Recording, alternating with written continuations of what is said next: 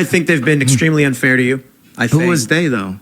We can't say they is, corporate can we? press. I'm not using the. I don't use the word as the way I guess you guys use. I'm talking. It is about them though, isn't it? I mean, because because when you think about it, consider it.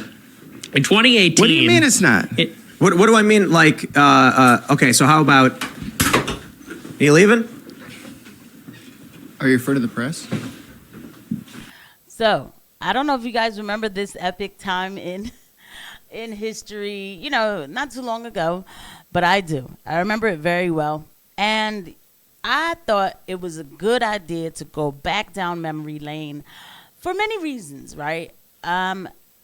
This moment was like it was around the time after Kanye went on Twitter the first time and he was saying like a bunch of things. At that time, bro, I was like, oh my God, what is he talking about? It was quite the conversation, but the reaction to how he was acting was actually what made me start looking at things a little weird. Okay, and I'll get to that. But anyway, let's go ahead and look. I'm making these videos because I don't want to always talk about the same thing. And it's like, I want to be able to have real conversation with you guys because this is the Inconvenient, Truth Network, right? This is what we do here on That Girl Casey. So let's go ahead and get into it about a few things. He's on. So this was Brandon Tatum reacting to this clip, and there's a reason why I decided to pick Brandon Tatum to talk about this. So let's just listen to a little bit of what he had to say at that time. Just say this, and Kanye West has said a lot of brilliant things that make a lot of sense. That's real. But when Kanye West do other stuff, it kind of suppress the things that, he has said in the past that are absolutely 100% true.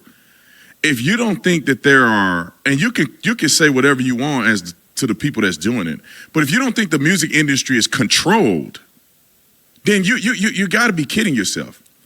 If you think about this for a minute, I want y'all to consider this. Tell me how this makes any sense that rappers like Kanye and others can say the N-word 1,000,000 times on their rap songs and nobody will bat an eye. They can brag about killing other black men and nobody bats an eye. Right. So this was the easy take, okay? And the thing is, with what he's saying, it's like, if you guys saw my last episode that I did about with Kanye and Charlamagne, in the end of the episode, I show you Leor Cohen, one of the people who were complaining about Kanye's tweets and stuff, who was making it very clear that he promotes degeneracy in, rap music or in mainstream music, which is pretty much like rap music, right? So, and he said, well, so, basically he has bills to pay. So it is what it is. So this right here was the easy take that rap was controlled by that somebody's controlling the rap music and how come you can be so degenerate in these songs and all of that. That's the easy take. People were talking about that already. The hard take is the noticing of a pattern of who actually owns the record labels, right? Now, and we already talked about that in my last episode, but the fact is they are owned by Jewish people. It's not that hard to say, okay? They're very good at influencing. I'll give them that, right? And they know how to pick the beats. They pick the beats that make the songs go go crazy. And like the beats are what makes the songs. They know what songs to put out. And I mean, if you want me to replay Leor saying it again, I will in a little bit just so you guys can see. He knows what he's doing and has no problem doing it. So now, when Kanye makes a certain comment, I'm not talking about the more bombastic stuff about like I love Hitler and all, I'm not talking about that. But when he notices a pattern around him and he's calling it out and expressing it how he feels like he needs to, people try to water it down or say he didn't say it the right way. I think I'm just getting tired of people telling people to say things a certain way. That's what drew me to Donald Trump, was that he didn't sound like Obama. And that was when I was on the left. But I was interested in Trump because I was like, he doesn't sound like the rest of them. I just want people to be authentic. Maybe they get it wrong, and then we could talk about it. But it becomes this big controversy. It's not violating any policy. It's not taken off the radio. They can literally degrade black women on their music 24 hours, 7 days a week about the music industry. All of these things have some truth in it.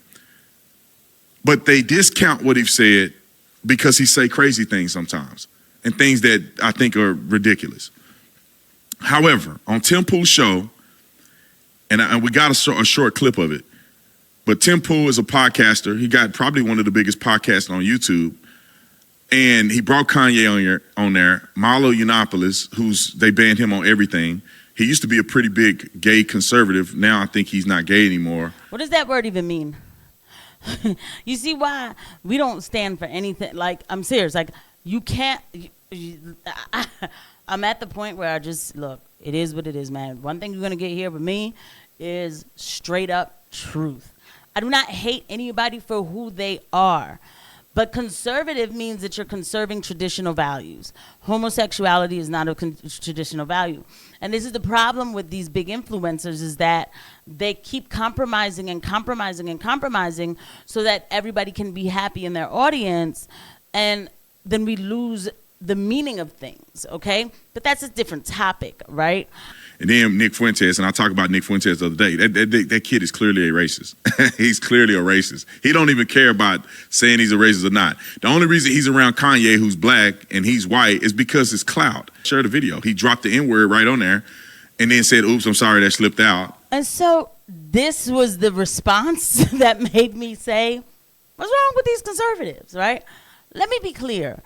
I don't think that you have to love everything coming out of somebody's mouth, that you have to agree with them at all times. Absolutely not. Matter of fact, I love a good banter. But it wasn't even Kanye that struck me. It was everybody's response to Nick Fuentes as conservatives that made me say, wait, what's going on? Why do we reserve this kind of talk for this person? And so, like, even when he's like, oh, he dropped the N-word on his show, I saw he's racist, he dropped the N-word on his show. It's like, yeah, I remember when Joe Rogan came out and apologized for using the N-word, conservatives were like, yo, dude, like, whatever, nobody's mad, and so it was okay. My thing was, how come we reserve that kind of anger for a Nick Fuentes? I was like, who's this guy? That's me. I'm like, okay, who's the special one? Trump went to dinner with, remember, he met with Kanye, Nick, I think Milo Yiannopoulos was there that day. It was a couple other people for dinner, and he was running for president. And the press had like a field day with it, right? And then I noticed conservatives were having a problem with it. I covered it on my channel. I covered it, but I didn't title it right, and my thumbnail sucked at the time. So like 10 people probably saw it. Because I was like, why is everybody worked up about this? Seriously. And so this was what made me start looking at conservatives like they were weird, because this was Brandon Tatum at the time. I love Trump as the president. I will vote for him. However, I don't think he will win this time unless he change it up and find a way to unite the party. So like, what does that even mean? Also, get some better people around him that won't let him in the same room with the Nick Fuentes. In the same room with a Nick Fuentes. Says it like Nick Fuentes is some sort of, I don't know, somebody out here killing people or something. Like, is he a murderer? Like, I was looking at conservatives like, so there is somebody that we do believe in cancel culture. It was weird to me because I had just came into the not red pill, but like the Republican, MAGA. I'm like, all right, freedom of speech, yeah, woohoo. And here was this person who was banned off of everything, and people are like, don't even let him in the same room with other people. And I'm like, who is this guy? And I started watching his show. Super Christian dictator. If Bryson Gray or like Nick Fuentes, which Nick Fuentes is probably homosexual. I seen him in a video with a homosexual kid. He went on a whole date with this kid. So don't give me don't say nothing to me. Homeboy had the bunny ears on it, and I found out the bunny ears is like gay dudes. This dude went on a date on Instagram. I saw the whole thing. He went on a date with a gay dude on Instagram. We must stay in control. We cannot give this guy, any type of respect or anything, or else our sponsors are going to be mad, because he uses the word Jewish just a little too much, right? I have a problem with the fact that there's certain things that are off the table. You see what happened to Nick Fuentes yesterday? No, I didn't. You didn't see this? No, man. Someone pulled up to his house with a gun. Really? Yeah. The guy ended up dying. The police shot him. Oh, that's crazy. Yeah, because he got doxxed. Yeah. So his address got leaked by some hater.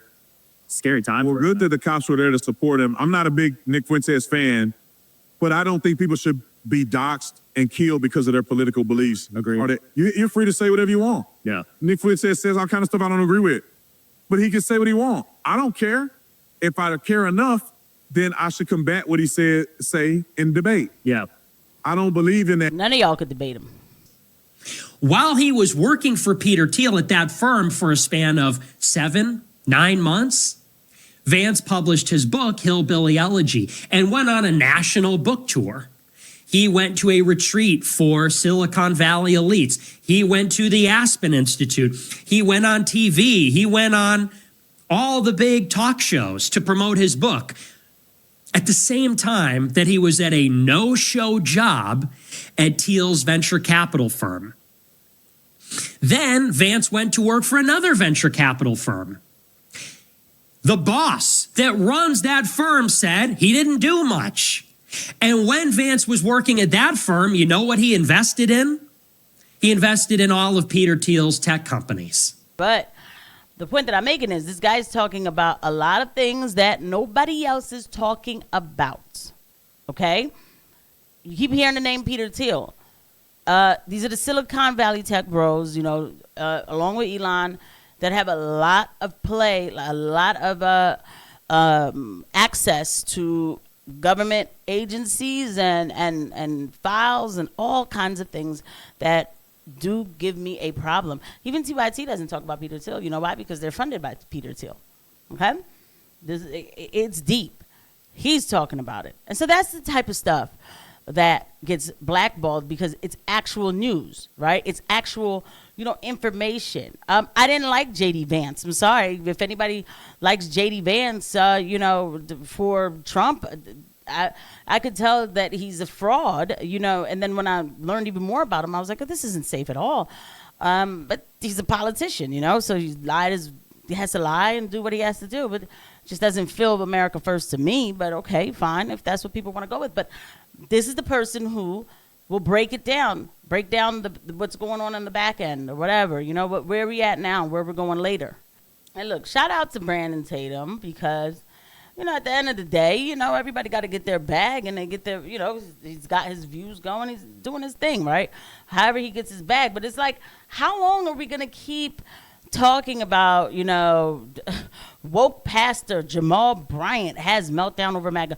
Homeless black mothers' kids freeze to death as liberal city XYZ. Jimmy Kimmel crashes out over RFK Jr. It's like, what are we, we got some crazy council meeting with some trans people. Joe Rogan snaps on USAID. All right, that might have been a good one. I did have fun with this one. I'm not saying it's all the episodes, but guess what? Everybody's talking about, what I'm finding is that people are talking about things that they feel like I feel like we shouldn't be talking about them anymore. We should be looking ahead. What's the future? Where's the next step? What's going on? And I'm not, look, I want to be very clear again, but shout out to him. He gets a bag for real, like 384,000 views. I certainly don't have views like this. So shout out to him. But while we can have fun in the videos, what I know is going on with MAGA is this, that they become complacent because Trump won, and so everything is okay now. I think they've been extremely unfair to you. Who was they though? We can't say they is, corporate can we? press. I'm not using I don't use the word as the way I guess you guys use. I'm talking about. It is them though, isn't it? I mean, because because when you think about it, consider it. In 2018. What do you mean it's not? What do I mean? Like, okay. And that was the part where he messed up, was when he said it's not. The thing is, like, look, nobody's saying every last Jewish person. But you're literally telling somebody who's having an experience with a group of people that are around him that are all of the same ethno-religious race, whatever you want to call it, and he's having a negative experience with them. So now this is when hypocrisy is quite the thing where, you know, I was running around at this time saying, like, listen, if somebody feels some type of way about seeing black men, you know, in a dark alley or something, they want to, you know, clutch their purse or whatever. Like, I'm not mad at that. Like, I'm not going to sit here and be like, oh, that's racist because you have a bias towards of X, Y, Z. No, if you see a consistent pattern, you're just going to feel that way. So what's the difference here?